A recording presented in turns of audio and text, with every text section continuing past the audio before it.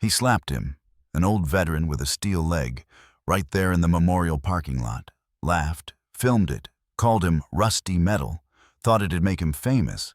But what he didn't see were 40 bikers watching through the diner window. And when they stood up, boots hitting the floor like thunder, that young man learned a truth older than the internet itself. You don't humiliate a man who's already given his body for his country. The late afternoon sun spread a soft golden light over the Arlington Veterans Memorial parking lot, where dry leaves whispered across the pavement in the chill of October wind. Franklin Frank Hale, 78, drove his old blue Ford slowly toward the handicapped space nearest the marble wall engraved with thousands of fallen names. Once a decorated army medic in Afghanistan, Frank had lost his right leg in Kandahar when an IED tore through his convoy. He wore a polished steel prosthetic now, a clean, gleaming piece of metal that let him walk, though each step echoed faintly, reminding him of the men who never came home. Frank's face, lined and gentle, carried both weariness and quiet dignity. His gray eyes were steady, though his gait showed the heavy price of survival. He simply wanted to place a single rose beneath his friend's name and drive home before sunset. But 3 young men sat sprawled across the hood of a black Camaro, vaping and laughing at something on their phones. The leader, Chase Miller, 24, tall and lean with bleach blonde hair and a designer hoodie, held his phone like a weapon of vanity. His eyes were restless, always scanning for attention. Years of chasing internet fame had dulled his empathy. He saw the world as content, not consequence. Frank rolled down his window, his voice calm and polite. "Excuse me, gentlemen. That's a handicapped spot. I've got a permit." Chase turned, smirking. "Oh yeah? Didn't know robots could drive?" His 2 friends snickered. Frank sighed, stepping out, the metallic sound of his leg hitting pavement. "Son, I'm just asking for respect." Chase lifted his phone, hit record, and said, "Let's give Grandpa his viral moment." The slap came fast, sharp, echoing through the empty lot. Frank stumbled, catching himself on his cane, a thin line of blood on his lip. But he didn't yell, didn't fight back. He only looked straight into the camera, his eyes filled not with anger, but something colder, deeper, and harder than steel. And across the street, behind a diner window, 40 men in leather jackets slowly rose to their feet. Across the street from the memorial lot, the dim lights of the rusty Anchor bar flickered against walls lined with photographs of soldiers in leather vests. Inside, 40 bikers of the Iron Brotherhood gathered around heavy oak tables, their conversation low and steady, like the hum of old engines. The air carried the smell of oil, smoke, and loyalty. Thomas Tank Rogers, their president, was a towering man in his mid-50s with a thick beard streaked in gray and eyes as hard as the steel rings on his fingers. A former Marine sergeant, Tank had lost too many brothers overseas and had built the Brotherhood to protect the kind of men the world forgot. His leather vest bore patches that read, "Semper Fi," and honor has no expiration. At his right sat William Hammer Cruz, a massive ex-construction worker with tattooed arms like coiled ropes and a reputation for settling things with his fists, but a soft spot for veterans. Beside him, Doc Harris, a wiry man with salt and pepper hair and an old medic's bag slung by his chair, leaned forward, squinting through the window. "Tank," he murmured. "You might want to see this." Through the dusty glass, they saw Chase kick the old man's cane aside, the steel leg glinting as Frank fell. The sound of laughter reached them even through the closed door. Tank's jaw tightened. "Brothers," he said, his deep voice echoing, "we got a situation." Chairs scraped back. Without a word, the men rose in perfect unison. Outside, the engines of their Harleys grumbled like thunder about to break. Chase, still laughing, didn't notice the silence growing behind him until the bar door swung open. 40 men in black leather and steel-toed boots stepped out, moving with deliberate rhythm, each footfall hitting the pavement like a drumbeat of reckoning. Across the lot, the boy finally turned and saw what was coming for him. The parking lot fell into a heavy stillness, the kind that settles before a storm. Chase stood frozen, his phone still clutched in his trembling hand, the red record light blinking like an accusation. Across from him, Tank Rogers stepped forward, his leather boots crunching against the gravel, his eyes sharp beneath the brim of his worn cap. "You just slapped a man who once stood between you and chaos," he said, voice calm but carrying the weight of command. Chase's two friends, Ricky and Nolan, shifted nervously behind him. Ricky, short and wiry with anxious blue eyes, whispered, "Dude, let's go," while Nolan, a broad-shouldered redhead who usually laughed the loudest, looked pale, guilt flickering in his face. Hammer Cruz reached for the expensive camera on the hood of the Camaro and smashed it to the ground with one swift motion. The shattering lens echoed through the air like glass judgment. Frank Hale, still on one knee, raised a trembling hand. "Please, no one needs to get hurt." His voice was steady, though his lips bled faintly. Doc Harris, the silver-haired medic, stepped beside him, bending slowly to retrieve the fallen cane. His weathered hands moved carefully as he returned it to Frank, holding it with both palms as though it were something sacred. "Here, sir," he said softly. Frank looked up, his gray eyes glistening, not from fear, but from quiet gratitude. Tank nodded respectfully to him, then turned his gaze back to Chase. "We don't hit out of anger," he said. "We act out of respect." The rest of the Brotherhood formed a silent semicircle, their vests catching the afternoon sun, patches glinting with mottos of loyalty and service. Chase's throat went dry as the sound of boots echoed again, steady, slow, deliberate.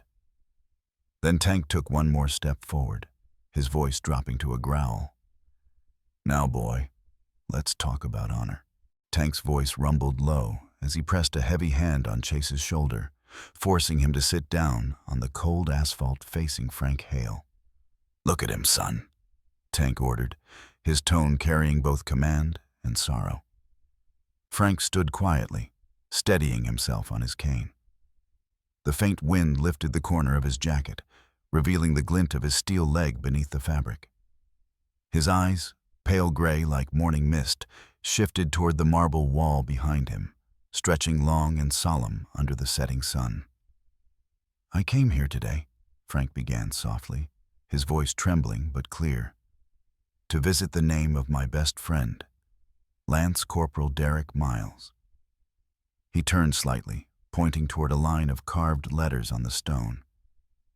"He was 23 when he threw himself on a grenade to save me and 5 others. I was 24, just like you." His gaze moved to Chase, who lowered his head, the arrogance in his eyes replaced by unease. "When the dust settled," Frank continued, "I woke up missing my leg, but alive. I promised him I'd walk forward for both of us, even if it meant walking on steel." The silence thickened. Ricky and Nolan stood a few steps back, no longer filming, their faces pale and drained of bravado.